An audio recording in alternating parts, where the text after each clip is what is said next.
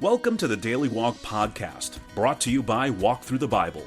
The Daily Walk Podcast is a daily devotional that will guide you on a life-changing journey through the Bible in 1 year. Join us every day to hear the entire Bible in a year, alongside a daily devotional thought that will help bring God's Word alive for you. Today's Daily Walk devotion comes from Ezekiel chapters 44 through 48. Having discussed in detail the new temple, Ezekiel now turns to a new worship that will take place there. As in the past, Israel will rely heavily on the priests, Levites, sacrifices, and feasts. Strict stipulations are laid down regarding duties and privileges in the new temple. Finally, Ezekiel describes the new divisions of the land for the tribes, priests, princes, and people of Jerusalem. The book closes with a fitting statement in chapter 48, verse 35. The name of the city from that time on will be, "The Lord is there." At the end of this book, as in the beginning, Ezekiel's burden continues to be that the world might know the God of Israel, the Lord of glory and holiness. Now let's listen to Ezekiel chapters 44 through 48. Ezekiel 44. Then the man brought me back to the outer gate of the sanctuary, the one facing east, and it was shut. The Lord said to me, "This gate is to remain shut. It must not be opened. No one may enter through it. It is to remain shut because the Lord, the God of Israel, has entered through it. The prince himself is the only one who may sit inside the gateway to eat in the presence of the Lord. He is to enter by way of the portico of the gateway and go out the same way." Then the man brought me by way of the north gate to the front of the temple. I looked and saw the glory of the Lord filling the temple of the Lord, and I fell face down. The Lord said to me, "Son of man, look carefully, listen closely, and give attention to everything I tell you concerning all the regulations and instructions regarding the temple of the Lord. Give attention to the entrance to the temple and all the exits of the sanctuary. Say to rebellious Israel, this is what the sovereign Lord says. Enough of your detestable practices, people of Israel. In addition to all your other detestable practices, you brought foreigners uncircumcised in heart and flesh into my sanctuary, desecrating my temple while you offered me food, fat, and blood, and you broke my covenant. Instead of carrying out your duty in regard to my holy things, you put others in charge of my sanctuary. This is what the sovereign Lord says. No foreigner uncircumcised in heart and flesh is to enter my sanctuary, not even the foreigners who live among the Israelites. The Levites who went far from me when Israel went astray, and who wandered from me after their idols, must bear the consequences of their sin. They may serve in my sanctuary, having charge of the gates of the temple and serving in it. They may slaughter the burnt offerings and sacrifices for the people and stand before the people and serve them. But because they served them in the presence of their idols and made the people of Israel fall into sin, therefore I have sworn with uplifted hand that they must bear the consequences of their sin, declares the sovereign Lord. They are not to come near to serve me as priests, or come near any of my holy things or my most holy offerings. They must bear the shame of their detestable practices, and I will appoint them to guard the temple for all the work that is to be done in it. But the Levitical priests, who are descendants of Zadok, and who guarded my sanctuary when the Israelites went astray from me, are to come near to minister before me. They are to stand before me to offer sacrifices of fat and blood, declares the sovereign Lord. They alone are to enter my sanctuary. They alone are to come near my table to minister before me and serve me as guards. When they enter the gates of the inner court, they are to wear linen clothes. They must not wear any woolen garment while ministering at the gates of the inner court or inside the temple. They are to wear linen turbans on their heads and linen undergarments around their waists. They must not wear anything that makes them perspire. When they go out into the outer court where the people are, they are to take off the clothes they have been ministering in and are to leave them in the sacred rooms and put on other clothes. so that the people are not consecrated through contact with their garments. They must not shave their heads or let their hair grow long, but they are to keep the hair of their heads trimmed. No priest is to drink wine when he enters the inner court. They must not marry widows or divorced women. They may marry only virgins of Israelite descent or widows of priests. They are to teach my people the difference between the holy and the common, and show them how to distinguish between the unclean and the clean. In any dispute, the priests are to serve as judges, and decide it according to my ordinances. They are to keep my laws and my decrees for all my appointed festivals, and they are to keep my Sabbaths holy. A priest must not defile himself by going near a dead person. However, if the dead person was his father or mother, son or daughter, brother or unmarried sister, then he may defile himself. After he is cleansed, he must wait 7 days. On the day he goes into the inner court of the sanctuary to minister in the sanctuary, he is to offer a sin offering for himself, declares the sovereign Lord. I am to be the only inheritance the priests have. You are to give them no possession in Israel. I will be their possession. They will eat the grain offerings, the sin offerings, and the guilt offerings, and everything in Israel devoted to the Lord will belong to them. The best of all the first fruits and of all your special gifts will belong to the priests. You are to give them the first portion of your ground meal, so that a blessing may rest on your household. The priests must not eat anything, whether bird or animal, found dead or torn by wild animals. Ezekiel 45. When you allot the land as an inheritance, you are to present to the Lord a portion of the land as a sacred district, 25,000 cubits long and 20,000 cubits wide. The entire area will be holy. Of this, a section 500 cubits square is to be for the sanctuary, with 50 cubits around it for open land. In the sacred district, measure off a section 25,000 cubits long and 10,000 cubits wide.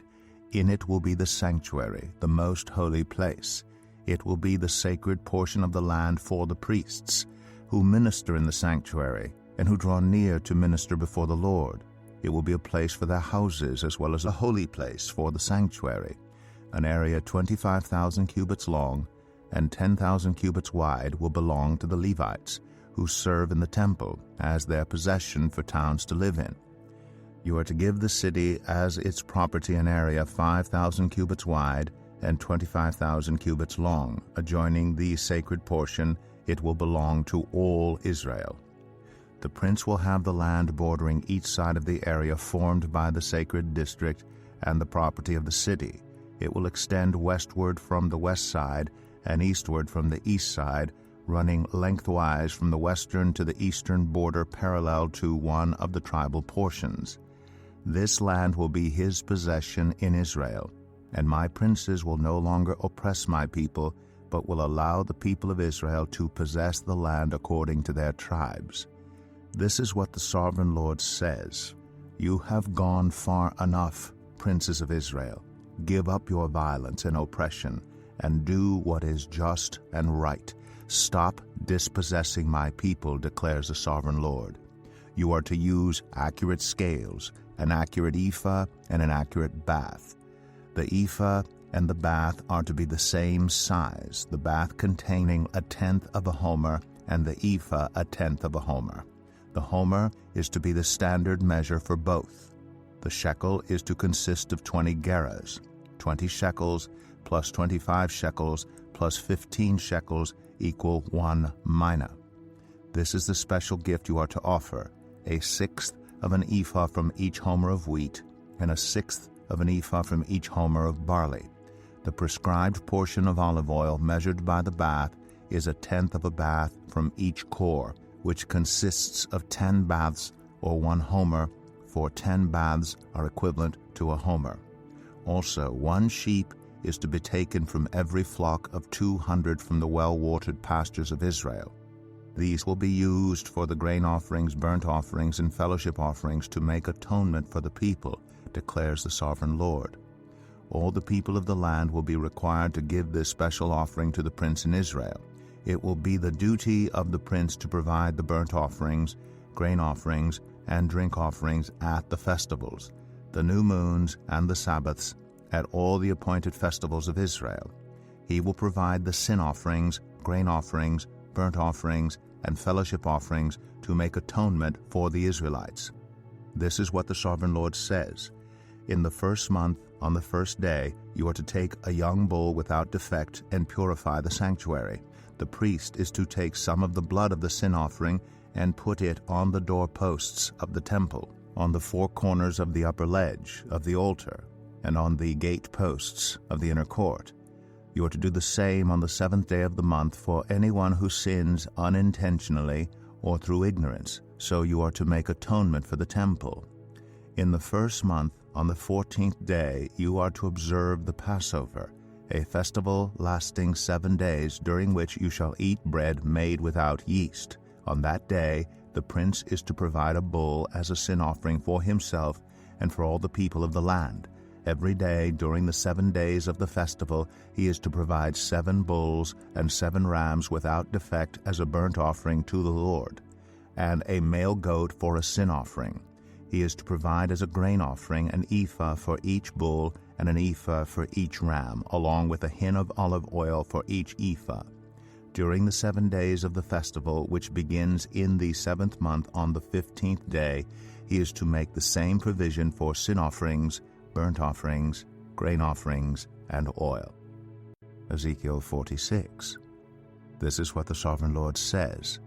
The gate of the inner court facing east is to be shut on the 6 working days, but on the Sabbath day and on the day of the new moon it is to be opened.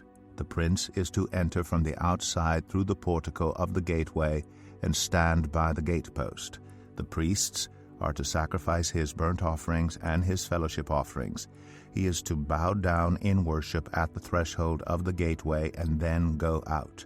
But the gate will not be shut until evening. On the Sabbaths and new moons, the people of the land are to worship in the presence of the Lord at the entrance of that gateway.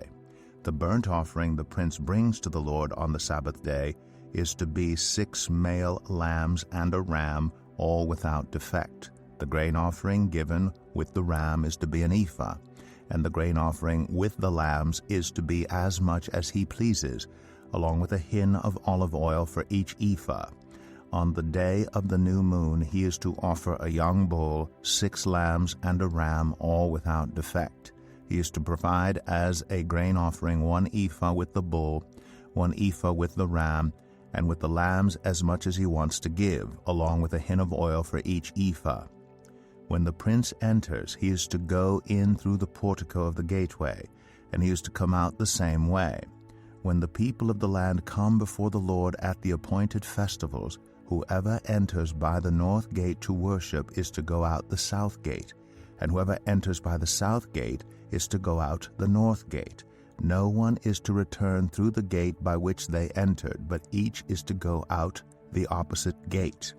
The prince is to be among them, going in when they go in and going out when they go out. At the feasts and the appointed festivals, the grain offering is to be an ephah with a bull, an ephah with a ram, and with the lambs as much as he pleases, along with a hin of oil for each ephah. When the prince provides a freewill offering to the Lord, whether a burnt offering or fellowship offerings, the gate facing east is to be opened for him. He shall offer his burnt offering or his fellowship offerings as he does on the Sabbath day. Then he shall go out, and after he has gone out, the gate will be shut. Every day you are to provide a year-old lamb without defect for a burnt offering to the Lord. Morning by morning you shall provide it. You are also to provide with it morning by morning a grain offering, consisting of 1/6 of an ephah with 1/3 of a hin of oil to moisten the flour. The presenting of this grain offering to the Lord is a lasting ordinance. So the lamb and the grain offering and the oil shall be provided morning by morning for a regular burnt offering. This is what the Sovereign Lord says. If the prince makes a gift from his inheritance to one of his sons, it will also belong to his descendants. It is to be their property by inheritance. If, however, he makes a gift from his inheritance to one of his servants, the servant may keep it until the year of freedom. Then it will revert to the prince. His inheritance belongs to his sons only. It is theirs. The prince must not take any of the inheritance of the people, driving them off their property. He is to give his sons their inheritance out of his own property, so that not one of my people will be separated from their property.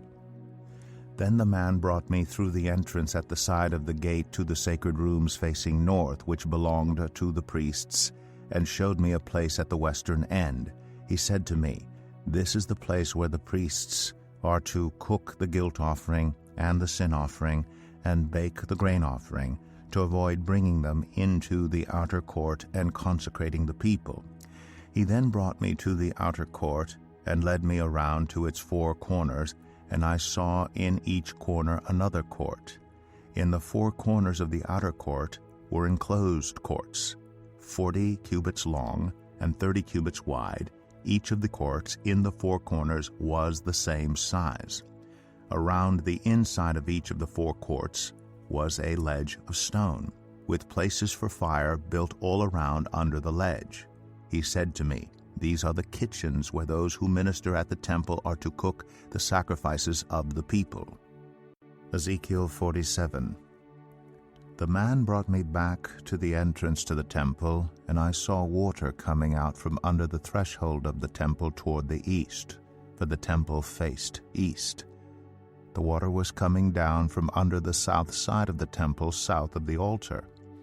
He then brought me out through the north gate and led me around the outside to the outer gate facing east, and the water was trickling from the south side. As the man went eastward with the measuring line in his hand, he measured off 1,000 cubits and then led me through water that was ankle deep. He measured off another 1,000 cubits and led me through water that was knee deep. He measured off another 1,000 and led me through water that was up to the waist. He measured off another 1,000, but now it was a river that I could not cross, because the water had risen and was deep enough to swim in, a river that no one could cross. He asked me, "Son of man, do you see this?" Then he led me back to the bank of the river. When I arrived there, I saw a great number of trees on each side of the river. He said to me, "This water flows toward the eastern region and goes down into the Arabah, where it enters the Dead Sea. When it empties into the sea, the salty water there becomes fresh. Swarms of living creatures will live wherever the river flows. There will be large numbers of fish, because this water flows there and makes the salt water fresh. So where the river flows, everything will live. Fishermen will stand along the shore. From En-Gedi to En-Eglaim, there will be places for spreading nets. The fish will be of many kinds, like the fish of the Mediterranean Sea. But the swamps and marshes will not become fresh. They will be left for salt. Fruit trees of all kinds will grow on both banks of the river. Their leaves will not wither, nor will their fruit fail. Every month they will bear fruit, because the water from the sanctuary flows to them. Their fruit will serve for food, and their leaves for healing." This is what the Sovereign Lord says. "These are the boundaries of the land that you will divide among the 12 tribes of Israel as their inheritance, with 2 portions for Joseph. You are to divide it equally among them, because I swore with uplifted hand to give it to your ancestors. This land will become your inheritance. This is to be the boundary of the land. On the north side it will run from the Mediterranean Sea by the Hethlon road past Lebo-Hamath to Zedad, Beratha, and Zebraim, which lies on the border between Damascus and Hamath, as far as Hazar-Hattikon, which is on the border of Haran. The boundary will extend from the sea to Hazar-Enan along the northern border of Damascus, with the border of Hamath to the north. This will be the northern boundary. On the east side, the boundary will run between Haran and Damascus, along the Jordan, between Gilead and the land of Israel, to the Dead Sea, and as far as Tamar. This will be the eastern boundary.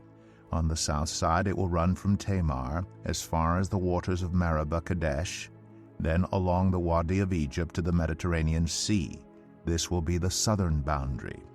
On the west side, the Mediterranean Sea will be the boundary to a point opposite Lebo Hamath. This will be the western boundary. You are to distribute this land among yourselves according to the tribes of Israel. You are to allot it as an inheritance for yourselves and for the foreigners residing among you and who have children. You are to consider them as native-born Israelites. Along with you, they are to be allotted an inheritance among the tribes of Israel. In whatever tribe a foreigner resides, there you are to give them their inheritance, declares the sovereign Lord. Ezekiel 48. These are the tribes listed by name. At the northern frontier, Dan will have one portion. It will follow the Hethlon road to Lebo Hamath. Hazar Enan and the northern border of Damascus next to Hamath will be part of its border from the east side to the west side. Asher will have one portion. It will border the territory of Dan from east to west. Naphtali will have one portion. It will border the territory of Asher from east to west. Manasseh will have one portion. It will border the territory of Naphtali from east to west. Ephraim will have one portion. It will border the territory of Manasseh from east to west. Reuben will have one portion. It will border the territory of Ephraim from east to west. Judah will have one portion. It will border the territory of Reuben from east to west. Bordering the territory of Judah from east to west will be the portion you are to present as a special gift. It will be 25,000 cubits wide, and its length from east to west will equal one of the tribal portions. The sanctuary will be in the center of it. The special portion you are to offer to the Lord will be 25,000 cubits long and 10,000 cubits wide. This will be the sacred portion for the priests. It will be 25,000 cubits long on the north side, 10,000 cubits wide on the west side, 10,000 cubits wide on the east side, and 25,000 cubits long on the south side. In the center of it will be the sanctuary of the Lord. This will be for the consecrated priests, the Zadokites, who were faithful in serving me, and did not go astray as the Levites did when the Israelites went astray. It will be a special gift to them from the sacred portion of the land, a most holy portion bordering the territory of the Levites. Alongside the territory of the priests, the Levites will have an allotment 25,000 cubits long and 10,000 cubits wide. Its total length will be 25,000 cubits and its width 10,000 cubits. They must not sell or exchange any of it. This is the best of the land and must not pass into other hands, because it is holy to the Lord. The remaining area, 5,000 cubits wide and 25,000 cubits long, will be for the common use of the city, for houses and for pasture land. The city will be in the center of it, and will have these measurements: the north side 4,500 cubits, the south side 4,500 cubits, the east side 4,500 cubits, and the west side 4,500 cubits. The pasture land for the city will be 250 cubits on the north, 250 cubits on the south, 250 cubits on the east, and 250 cubits on the west. What remains of the area, bordering on the sacred portion and running the length of it, will be 10,000 cubits on the east side and 10,000 cubits on the west side. Its produce will supply food for the workers of the city. The workers from the city who farm it will come from all the tribes of Israel. The entire portion will be a square, 25,000 cubits on each side. As a special gift, you will set aside the sacred portion along with the property of the city. What remains on both sides of the area formed by the sacred portion and the property of the city will belong to the prince. It will extend eastward from the 25,000 cubits of the sacred portion to the eastern border, and westward from the 25,000 cubits to the western border. Both these areas running the length of the tribal portions will belong to the prince, and the sacred portion with the temple sanctuary will be in the center of them. So the property of the Levites and the property of the city will lie in the center of the area that belongs to the prince. The area belonging to the prince will lie between the border of Judah and the border of Benjamin. As for the rest of the tribes, Benjamin will have one portion. It will extend from the east side to the west side. Simeon will have one portion. It will border the territory of Benjamin from east to west. Issachar will have one portion. It will border the territory of Simeon from east to west. Zebulun will have one portion. It will border the territory of Issachar from east to west. Gad will have one portion. It will border the territory of Zebulun from east to west. The southern boundary of Gad will run south from Tamar to the waters of Meribah Kadesh, then along the Wadi of Egypt to the Mediterranean Sea.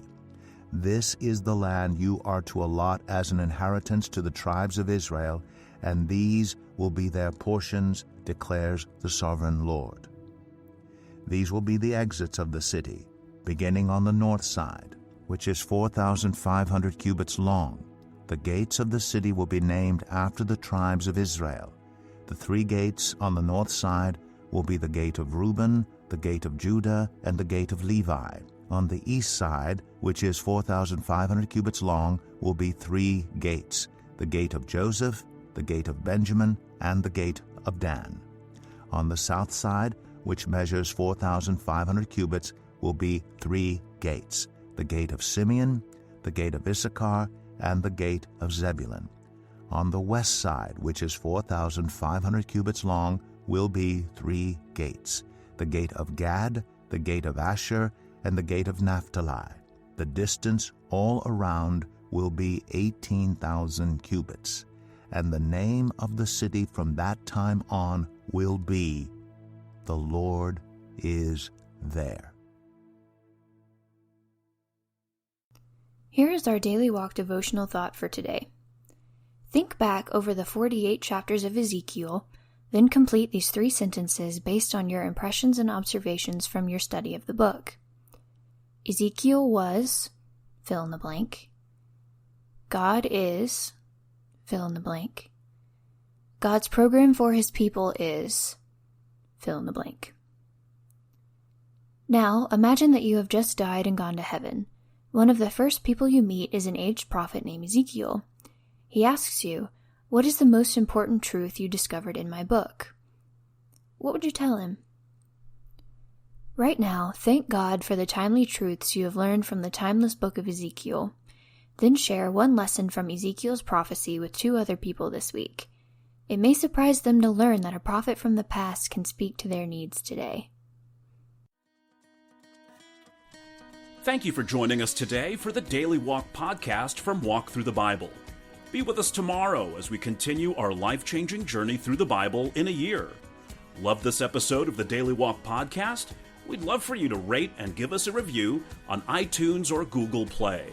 Make sure you subscribe so you won't miss an episode as we walk through God's Word together. For more resources to help you live God's Word, visit walkthru.org. That's WALKTHRU.org. Walk through the Bible. Take a walk, change the world.